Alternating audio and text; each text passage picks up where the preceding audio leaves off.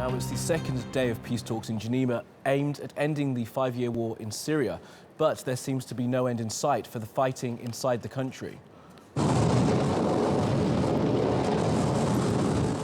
Activists say dozens of Russian airstrikes have targeted strategic towns on the supply road to the rebel-controlled parts of Aleppo city. The airstrikes have reportedly killed at least 12 civilians in the towns of Anadan and Hadatan, with children among the dead. Now, the attacks appear to have stalled negotiations in Geneva, where the opposition will not be meeting the UN Special Envoy as planned on Tuesday.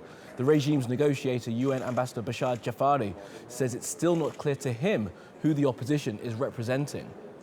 We discussed with Mr. de Mistura the importance of this preparatory stage so that we know who we are going to hold indirect discussions with. Until now, we do not know who the delegations that are supposedly representing the Syrian opposition are.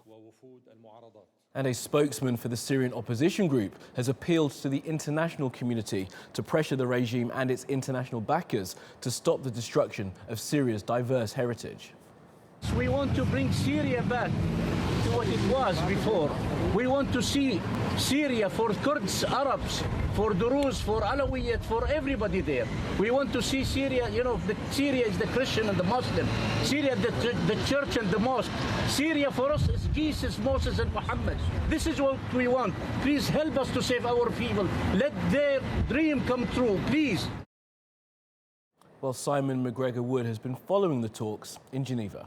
Well, I think the main thing that's happened today is that the opposition, in that impromptu press conference just outside the UN compound, have firmly pointed the accusatory finger on Tuesday at the Russians. And there are diplomatic murmurings here of people sympathetic to the opposition, the Americans, the Saudis and others, similarly holding up the Russians for what appears to be a significant intensification of Russian aerial attacks, bombardments on what the opposition claimed to be their fighters, their civilians on the ground, in particular in the north of Syria today.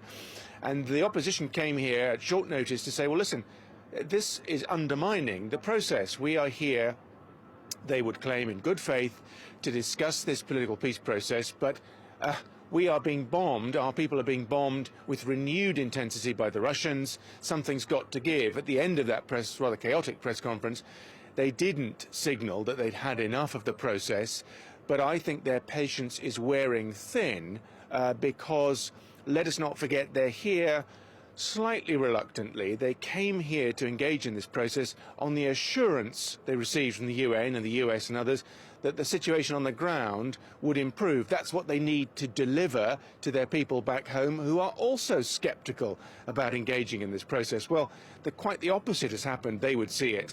And so far on Tuesday, their people are being bombed with greater intensity by the Russian Air Force than ever before. And so I think this process, delicate and fragile as it is under renewed pressure on Tuesday.